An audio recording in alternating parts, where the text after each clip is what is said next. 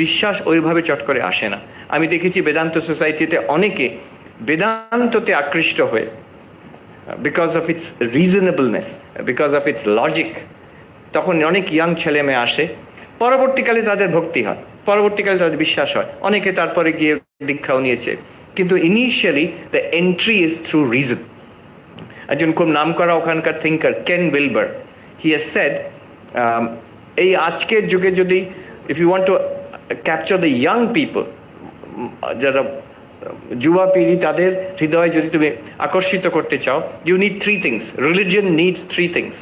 First, it must be reasonable according to logic. It must not contradict the findings of science. এই একদম সেকেলে কথা আমাদের বইতে লেখা আছে, আমাদের ট্র্যাডিশন আছে বলে আমরা ধরে রাখবো, আর আমরা আশা করবো যে next generation has to believe it, has to practise it. না, হবে না, তখন they get turned off. And the second thing he said is the religions have to stop fighting among each other. এই যে ধর্মের নামে কলহ, this fight, this has to stop. Younger generation, they get very upset when in the name of religion you fight against each other. And third, উনি বলছেন কেন Wilbur, যে আমাদের যে আজকের মূল্যবোধ, বিশেষ করে America, it's a very big thing, the equality of genders, equality of race, এইসব ব্যাপারে যাতে ধর্ম কিন্তু অন্তত আজকের মূল্যবোধের বিরুদ্ধে না যায়। বলতেই পারি, আমি ওখানে জিজ্ঞেস করেছিলাম যে একজন খ্রিস্টান ফাদারকে, যে ঈশ্বরকে সবসময় পুরুষ হতে হবে?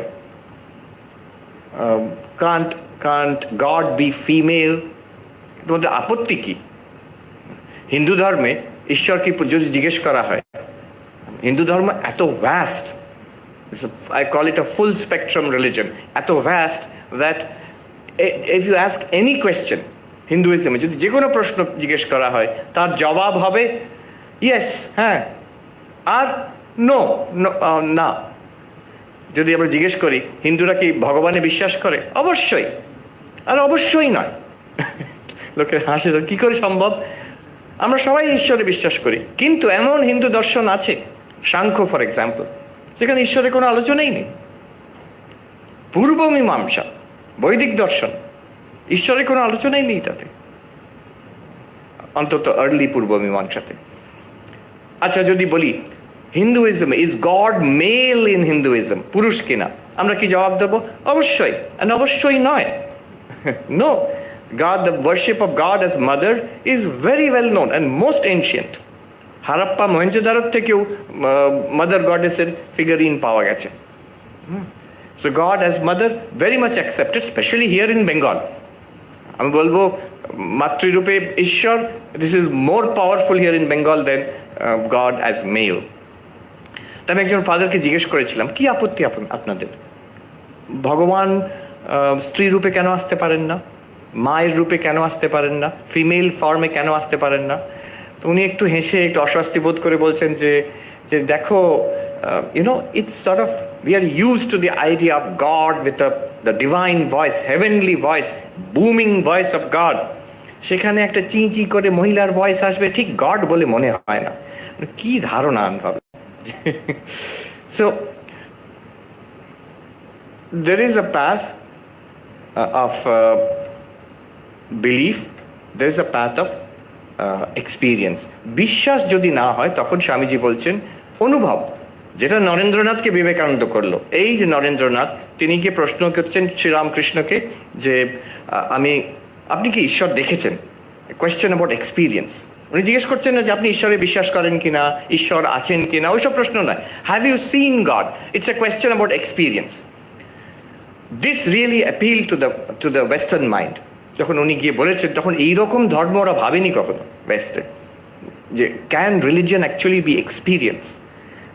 স্বামীজি বলছেন religion is realization, not just believing in something, একটা অনুভবের ব্যাপার। সেখানেও কিন্তু প্রশ্ন উঠতে they can be a question there. The question is, এই যে অনুভব, রিলিজিয়ন অ্যাজ এক্সপিরিয়েন্স, ঠাকুর বলছেন অবশ্যই দেখেছি, হ্যাঁ আমি ঈশ্বরকে দেখেছি, তুইও দেখতে পারবি।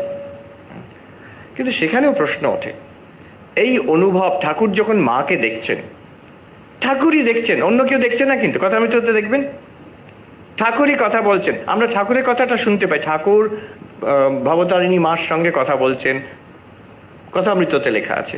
কিন্তু কেউ কখনো বলছে না মা কি বলছেন আমরা শুনছি না।